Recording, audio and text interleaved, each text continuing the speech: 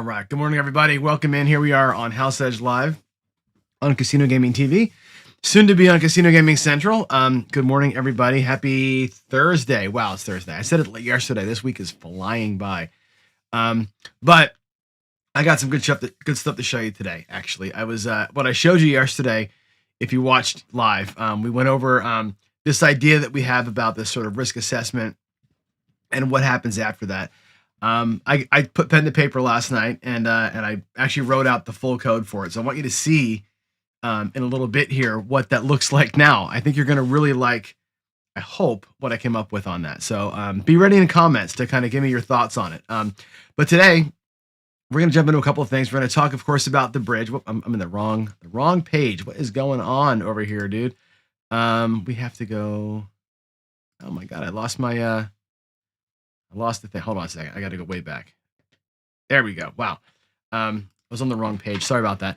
Anyway, I was watching this morning, episode 19, by the way, 19 episodes in of the Full of Chips podcast. So Chris and Craig, as you know, started a podcast together a while back, and it's great. It's really, really good. They're doing a great job with it. I'm still on the wrong page. What is going on here with this, with my thing? You're getting a preview of what's to come. There we go. Anyway, they're doing a great job, and they lean into some interesting topics, but it's more about the banter with those two, and I'm loving it. Like, you know me, I love podcasts, right? Like my favorite thing in the world is a podcast, because I walk my dogs for like an hour a day, and oftentimes I just need a break, from work. I'm so like this with work, right?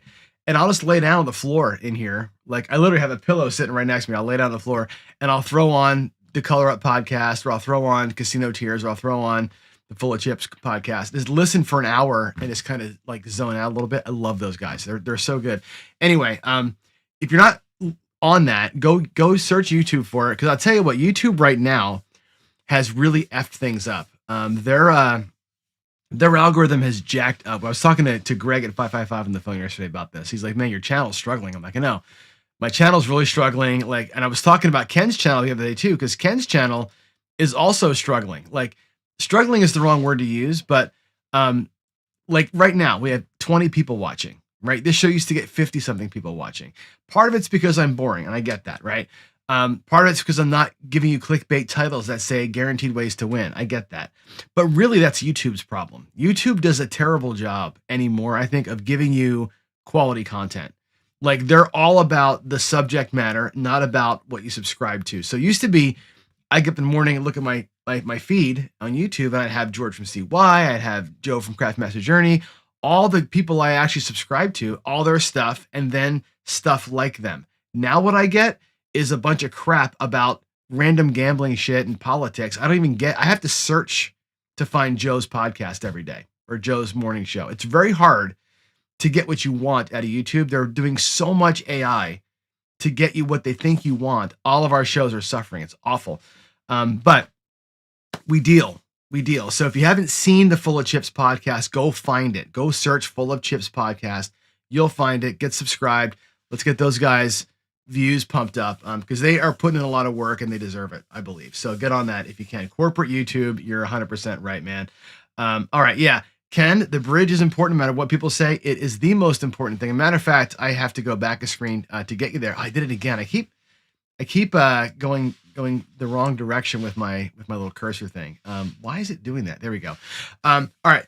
So today's bridge talk, we're working down the letters, kind of, right? So we're gonna do the I in bridge, identifying opportunity, and it's a fun one to talk through, I think, because what's gonna happen, and I'll show you this here in the app in a second, is every letter of the bridge is gonna get a page in the app, or a tool in the app to kind of help you manage some of the shit, right? I started with the R. I'm going to go back and do the B for bankroll today. You'll love that one when I show you tomorrow. And today we're going to talk about the I. Let me show you really quick before we jump into today's talk what I did yesterday, because I'm really excited about it. I want you to take a look at it. All right. Let me go to my my browser view here. Give me one sec to hit that button. All right. And we're going to have to go here. I got to go back a screen, I think. Give me a second. Go back a screen. There we go. We'll do, oh my God, come on. Sorry, the way my setup is now is a little different. Anyway, here is the risk profile. Now we talked about this yesterday. I want you to check this out. I reset my quiz. So I made the quiz look pretty. Okay. And I'm going to take the quiz and we're going to take it a couple of ways. One, I'm going to take it legitimately like me. Okay. We can even do it Ken style if you want to, but here we go. Let's take it together. And I want you to actually think about what your answers would be. This is interesting, right? So describe a time when I won big. I cashed out and freaking left, right? When I faced a loss, I left the casino or went back to my room. In the past, how it influenced my approach now, I play more conservatively now. Not because I lost big, but because it was kind of ingrained in me, the way that I used to play. My total budget per session, more than 500. My disposable income, about 10% goes to gambling. How do I feel about using part of my winnings to gamble further? I reinvest almost everything. I'm a leverage guy when it comes to that. My reaction to losing the entire budget, I'd be disappointed, but prepared because obviously I gamble with money I don't care about, right? Necessarily. I'm very comfortable with the high number bets. I don't care.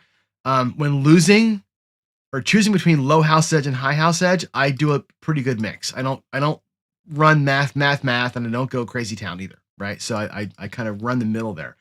My winning streaks, I'd like to lock in and slow down typically. I could say continue betting cautiously or press aggressively.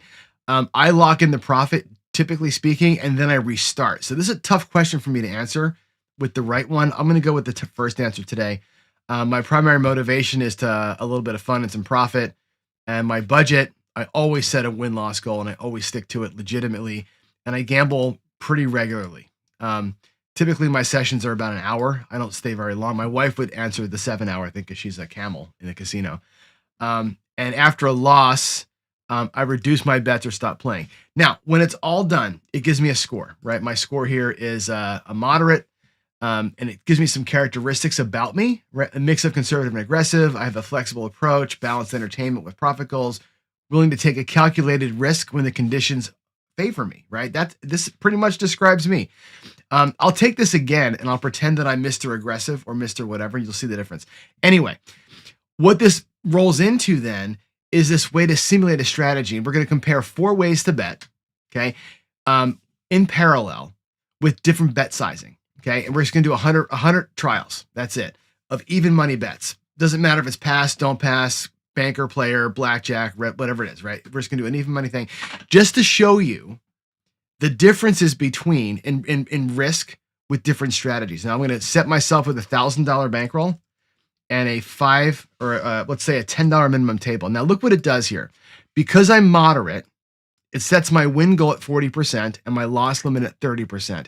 When I do this survey and I come out as a aggressive player, this is 60-40.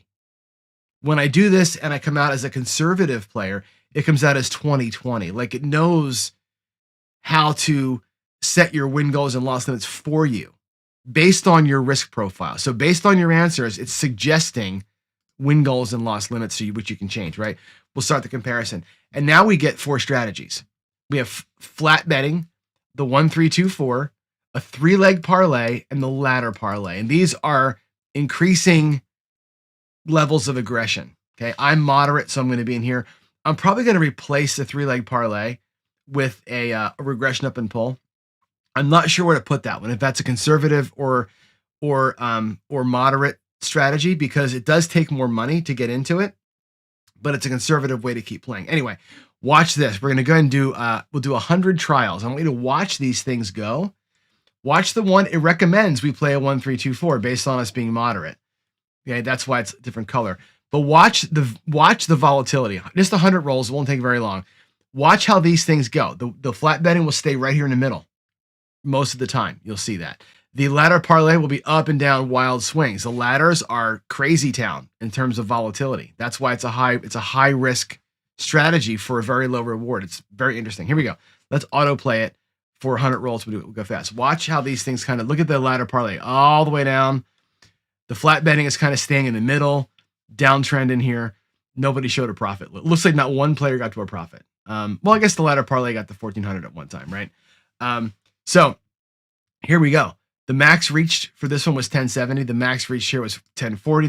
They're all about the same in terms of the max. Their losses were in this particular trial roughly about the same, but look at where the 1324 ends up, right? It ends up at $700. And by the way, this is not zero. This is your loss goal, your loss limit. This is your win goal on the right. So it doesn't really take your bankroll to zero. It keeps you within that 30 to 40% range, and it makes you stop. Let's do it again, and I'd like to see it actually hit a limit. Sometimes it actually does get to the limits, and you'll see somebody will actually go to zero during this thing. So let's play it out. Look at that ladder parlay. He lost his whole money, or lost his limit. The ladder parlay was swinging all over the place, right? Because all those ladder ups, you just don't get it to work. Interesting how that all happens. Anyway, this is kind of cool to sort of give you a visual sense of how risky certain ways of playing are. And again, it recommends that I live in here where I have a little more potential for win, right? A little higher loss versus the flat betting super conservative guy, right? And again, you can do this with blackjack, or it doesn't matter what the game is. Okay. Anyway, yesterday I showed you kind of the how I was thinking about it. Today we look at how it looks in reality, right? How it actually manifests itself with a good looking, I think, UI. So anyway, let's I was happy. I wanted to show you that. Tomorrow I'm going to work through the bankroll piece. So we're going to work on budget tiers and bankroll, which will give you a sense of like, if you wanted to build a bankroll, how do you leverage your wins? And if you wanted to plan a session, how would you do that? So that's tomorrow's Nerd Fest will be based on that stuff. So anyway, I hope you like that. That's kind of cool how we got going from yesterday's starting point to today. So Lou's asking a question: was a survey based on questions and answers you design, and what are the outcomes? For example, personal experience or AI generated possibilities. So the questions, David and I worked together on the questions, and there's actually a lot of risk management surveys out there. If you go to the internet and search for risk management or risk assessment surveys, there's hundreds of them. Most of them are aimed at business, or they're aimed at investing. So we looked at the investing ones and picked out the investing ones that seemed to make the most sense in terms of equating them to gambling. And then we assigned point values for each of the answers kind of intuitively. And we find that score at the end. That was all he and I. The recommendation engine comes from AI. So the AI, we said, look, here's a bunch of strategies. I'll let it play them all out. It decided which ones are aggressive, conservative, whatever. And then it feeds the recommendation engine based on your score. That's how that works out. So I can create more strategies and it'll run like 100,000 of them. And it comes out with an average win-loss, whatever. And then it decides that's conservative, moderate, whatever. And then I can plug it in. The thing is, I've only got really room on the screen for 4 of them, right?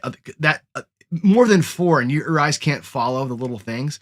So 4 is about the number, and it's just a matter of deciding which ones are which ones we want to put into which thing. So anyway, that's coming through. I'm pretty happy with that. It actually came out. I'm happy. And what I'm trying to do with some of these things is make them gamified, so it's fun, but also, I got something out of that. Like when you watch that thing over and over again, and I have watched it, what I say is true, which is interesting. The flat bet is here. It's never going all the way, right? It's always in the middle. Sometimes it comes up ahead, right? The 1-3-2-4 will go a little further on the loss side because you don't get the streaks, but the wins go way off to the right. It's got more potential. The ladder always swings way across. It's always like super volatile. In the end, they almost all end up in about the same place, unless you catch a great streak. The 1-3-2-4 or the ladder parlay, or the 1-3-2-4 or the parlay, always catch the streak and go to goal. The flat bet never hits the goal ever, and the ladder parlay either hits goal or hits loss limit. That's the one that always hits the ends. It's interesting to watch that, and you might say to yourself, "Oh man, why would I ever play something that hits the loss limit?"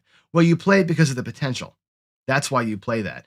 And when you watch that, you can say, look, my aggressiveness or conservativeness, when I watch that, you end up kind of following one of them and rooting for it. That's the one you end up wanting to play, right? And that we talk about the marriage of that. So I think it's a pretty cool tool, and we're going to get through it. All right, let's work on the identify piece a little bit. I want to get into, let's go back to here again and really think about the iron bridge, right? This idea of identifying opportunity. And I would say this to you, when we look at opportunity, the opportunity comes in many forms, right? It's not luck. Opportunity is awareness, right? The casinos don't reward the best gambler because there really isn't one, right? They reward the most observant people, right? You have to spot little edges around you or you bleed without noticing them, right? I think that some of the best players actually win before they make a bet. If you think about this, right? Or at least they prevent loss before they make a bet. They pick the right table. They walk away from a bad game, right? They press when it's favorable, not emotionally, right? You start disconnecting your brain and your emotions from what you're doing out there. That's identifying the situation, right? Opportunity identification to me is it's more of a skill than a feeling, right? Like when you're an amateur, you feel like the table's hot, right? If you're a pro, you track the streaks, the table quality, the variance that you're seeing, right? You're in the moment with that stuff. And when you sense a positive variant, you understand what you're looking at. I'm looking at a variant. I'm going to bet a little differently while that's happening versus going, feels like a hot table to me, right? There's a difference there. And I know that the math guys will say that I'm full of shit when I say this to you, but it's true. It's true. When you recognize what's happening and you make an appropriate decision based on what you see, not what you feel, it's different. Okay. Most players miss what we call micro edges, right? What I mean by a micro edge is it's not micro, it's actually a little bigger than that, but things like playing 3-2 blackjack, not 6-5 blackjack. Playing a blackjack table, if you can find one, where the dealer stands on a soft 17, right? Finding friendlier rules for you, right? Finding casinos that have higher comp multipliers on a given day, right? Choosing to play bubble craps or, the Buffalo slots at Palace Station on 10x multiplier day versus playing it at Caesars on a 5x multiplier day on the same day. It's worth the Uber ride to go play your 10x day. That little bit of edge, identifying where to be, when to be there, is important. Although I'm not a comp player, typically me, right? People who are, and that matters to you to get those points, to get the free food and a discount, whatever it is, that matters. Take the Uber ride and play at the right place. It's very important, right?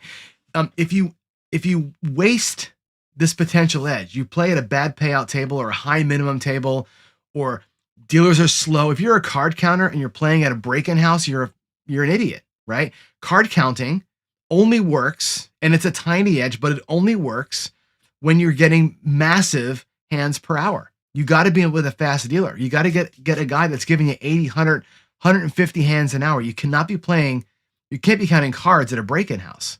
You just can't. There's not enough. You can't get the EV on your side on a slow game. That's the kind of micro edge that I'm talking about. You got to identify where that is, right? All of that can create a little bit of a tilt for you, and that's important, right? You can't really manage maximize any kind of advantage unless you're kind of recording it, writing things down, tracking what happens, right? I think that people also sort of disequate is the wrong word, but they mismatch the idea that I say opportunity. David uses this all the time because you're playing for opportunity. Opportunity doesn't equal aggression. And at least in my world, it doesn't, right? When I say opportunity, I say you can lean in or lean out, right? You lean in, right, when the conditions favor you. When you're in a variant, that's good. 30 roller in craps, right? When you're getting into rolls 10, 11, 12, and you don't know what's going to happen, but by that time, you're probably out of the hand and locking profit. That's the time to lean in, right? Sometimes the right opportunity is to step back, get away from it, right? It's going bad. It's PSO. Stop playing for a minute. Stop. You don't have to play. Stop playing for a second. If the shoe's going shitty, some people will buy a second hand to get more cards going. Some people will take a second hand away and go down to one hand, right? Sometimes opportunity presents itself in different ways. I think you got to look at that, right? Winners really don't chase things. If you're a winning gambler, Ken will tell you this, they don't chase stuff, they capitalize, right? They press wins, not losses, right? They leave with profits before the variance comes back and smacks you in the face. These things are important to me, right? To understand like the little things you can do with your eyes, opening your eyes and really seeing what's out there. I think it's an important thing, right? I think true opportunity is contextual. Context matters. It's not emotional, right?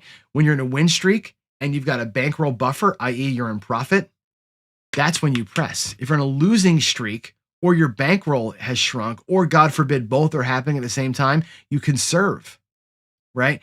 Opportunity to lean in or walk away is contextual. What is happening in my rack or my stack on the blackjack table? What is happening with it? Is it down? And am I losing? Why am I increasing my bets? Right? Step back a little bit. Take the emotions out of it and work through it, right? If you're up, that's an opportunity. It's an opportunity to use profit to protect profit, converting your chips to units in your rack and coloring up early if you think you need to, right? If you're down money, opportunity, not punishment, right? You might quit earlier and make a smarter decision to reduce the loss, right? You might make, if you have the bankroll for it and you're planned for it, this is maybe when you do ladder up a little bit, right? Take that ladder and have a cap to it, but use the ladder, right? You got to see that as a gambler. You got to know where your rack is, what your stack looks like, and all that, right? That all matters in. I think it's important also to score yourself, right? Walk away with the words, right? I left with profit. That was an opportunity win. I walked out, or I waited out a cold streak. Opportunity taken, right? I found better odds. I took advantage of a micro wedge. I found a better game to play. I found a better time to be at the casino to take advantage of those multipliers, right?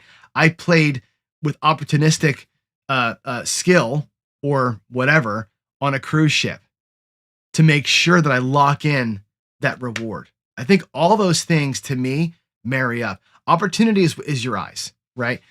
Your identification, as you would guess, is eyes. It's looking at what you see and reacting to what you see. So I think that's an important bit. And that's why I think the eye in the bridge it's one of the hardest ones to quantify. I can't give you really a tool that helps you other than giving you a bunch of tips that say, look, here's the things you're looking for. For example, never play 6-5 blackjack, never play 000 roulette. Find games where the rule set is in your favor. Don't play no bust blackjack. Don't play the Spanish 21.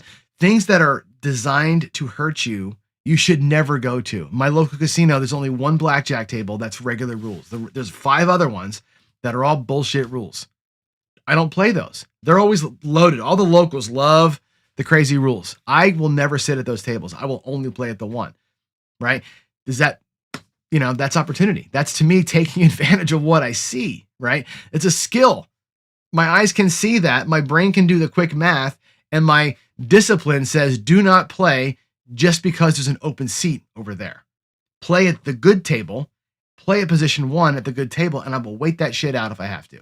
That's an important bit.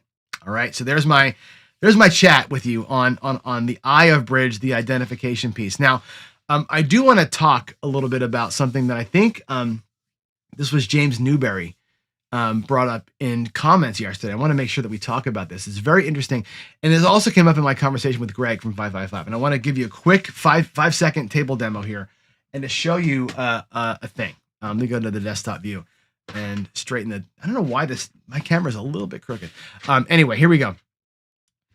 We've talked about this before, and I'm gonna give you a quick little example and make sure that we really, really kind of grok this, okay?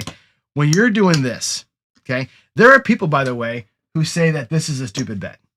Laying the 10, right? You lay the 10 for $200, right? And they go, oh my God, why would you lay the 10 for, you're betting 200 to win 100. You're betting 2 to win 1. That's lunacy.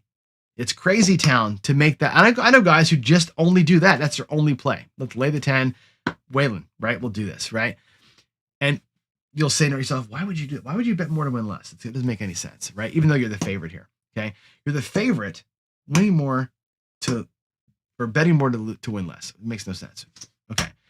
Let's look at this person who's betting 160 across. Okay. Again, just like this player, you have the advantage. This player has the advantage, 2-to-1 advantage here, right? Down here, you have the advantage. You have 24 ways to win something. You have 6 ways to lose something. 80%, it's a pretty good advantage, right? But what are you doing? You're laying. This is a lay bet. This is no different, by the way, than laying the 12 if I had a crapless table here, than laying the 12 on a crapless table, which pays 1 to 6, okay? This right here, 160 to win how much? $35. You're laying against the 7. You're betting 160 to win 35. This guy here is betting 200 to win 100. You could even say, if you want to keep the numbers about the same, he could lay it for 160, lay the 10 for 160 to win how much? 80. 160 to win 80, 160 to win 35. Now, again, these bets can stay here, but every time you win the bet, you're making the same bet. Okay, I'm going to lay 160 again to win 35. Laying 160 to win 80. What's a better bet? One bet versus all the bets, right? Looking at just the don't player. I think that's an important thing to understand. Also, what would be the difference betting 160 to win 35? Again, you have a chance to get throttled, or just betting 150 on a number. Here you're betting 150 on the 6 one number versus all the numbers. 150 to win more. That's not a lay bet anymore. That's 150 to win 175. Okay, 160 to win 35 versus 150 to win 175. This is not a lay bet. This is a single bullet. Okay, granted, you could lose the 150, just like you could lose the 160.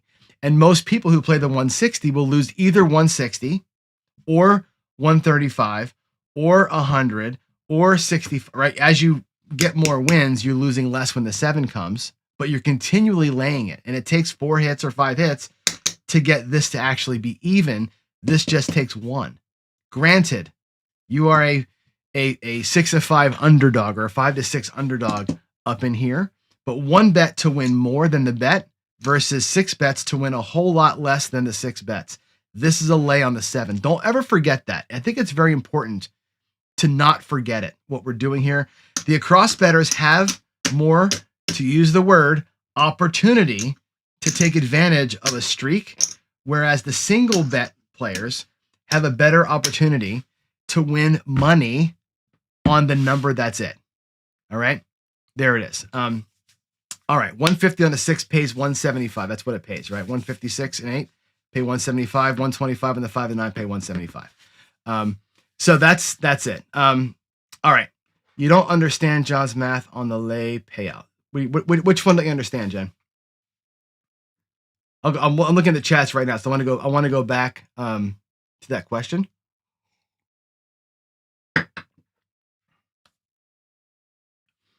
Oh, I'm talking about this one. I'm talking about up here. So there's the 150 place bet 6. Did I say lay? I meant to. I put it back here just because it was in the way of the other numbers. It may have looked like a lay bet. It was a place bet. I meant to be a place bet on that one. This is a lay bet. This is a place bet. These were also place bets. My table's so freaking small that you can't see it. Yeah. I'm sorry about that. Yeah, this is a place bet, not a lay bet. So this is a mouse pad, so it's so freaking small that it's hard to fit stuff on the layout. If I did it like this, it would be more confusing, I think. So that's why I put it back here. Sorry about that weirdness. All right. Hope that made sense, everybody. That little, again, it's a little spout, but I think Newberry brought it up, and I wanted to make sure we talked about it because there is this note of 160 for 35 versus 150 for 175. It's a very interesting difference. Now here, your chances to win are less than here. 80% chance to win $35 versus a 45% chance to win 170 or 175. That's the interesting math to me. So again, not advocating one versus the other. Just want to point out the differences to you so that you have kind of a good understanding there of just what people talk about. The one bet versus all the bets, right? I know that like a lot of the math guys will say, betting across is like, picking up nickels in front of the steamroller. It's one of my favorite although PJ Strong drives me crazy, one of my favorite sayings of his, because it's very true. It's very true. The across bet, unless you catch it, is a terrible way to play.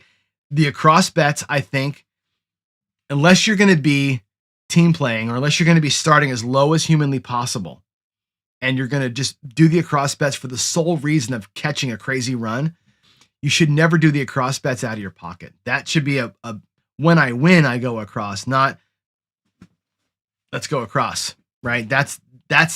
They are a tool in your belt that should be used at the right time. We talked about identifying context and leaning in at the right time. And when the conditions favor you, conditions that favor me are I am already ahead on the shooter. Therefore, I can take those earnings and go across and maybe we hit it. As long as my earnings are sufficient enough that I can say I'm locking some of it and I can play some of it. That's when that happens. All right. So there you go. All right. I think that's all I've got.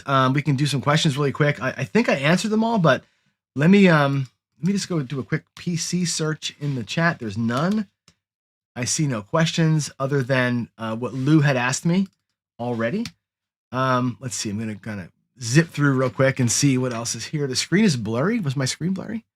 I don't know. Was that the screen share was blurry, or was it the whole thing is blurry? You let me know. Let's see. Am I going to the group to Snoqualmie? I didn't realize there was a group at Snoqualmie Saturday. I haven't talked to Ian in a while, so I know he was trying to do that. Maybe. I mean, I got nothing else to do. It really kind of depends on the pass, right? I live in Wenatchee now, so to me to get to Snoqualmie, I got to hit the pass. If it's snowy and jacked up, I probably won't make the trip. But if there's a private table out there, I'm in, right? I'm in. I got to see all you guys. So I would love to get out there. Let's see. I think that's it. Jen, not following your, and you know what's funny? You've got a really good set of rules, and I don't always follow them, right? But you'll turn bets off on the horns. You will do things like the one count. It's really hard, and you play a lot, and you travel and play a lot, and you are in this world where you're playing with other people all the time. And I always say how hard that is to play with other people and make good decisions. I get it. You know what I mean? When you're playing with other folks, it's hard to make good choices. It just is, right? So, in your case, it's okay to go a little smaller and let them ride if you're playing with that group, or just remind yourself, it doesn't matter that I'm with a group, do the right thing. And it's so hard. And you're the most disciplined person I know. So I know you specifically can do that. So, all right, guys, I'm going to run. I'm going to go get to work. I got to make that bet. Wait till you see the bankroll page tomorrow. I showed you the risk page today. The bankroll page tomorrow is going to be fan-freaking-tastic. You're going to absolutely love it. It's going to be cool. It's going to be this really great way to kind of plan your sessions and plan your goals. So, all right, you have a great day, everybody. Happy Thursday. Tomorrow, Friday Follies. I will do a little bit of a serious talk tomorrow, but we're going to have some fun. I'm going to get the bubble machine out, and we might do some parlay action tomorrow. I don't know. We'll see. We'll see what we do. Anyway, love y'all. God bless. Oh, one more thing. Before I go, I got to give you the quote of the day, right? Don't forget this. I'll leave you with this note. Opportunity is the quiet side of gambling. It separates survivors from donors. Okay. Again, there's no guaranteed way to win. You can survive or you can donate. I would rather you be a survivor. And maybe once in a while, you get to meet Jeff Probst at the end, right? All right. Have a good Thursday, y'all. Love you. Bye.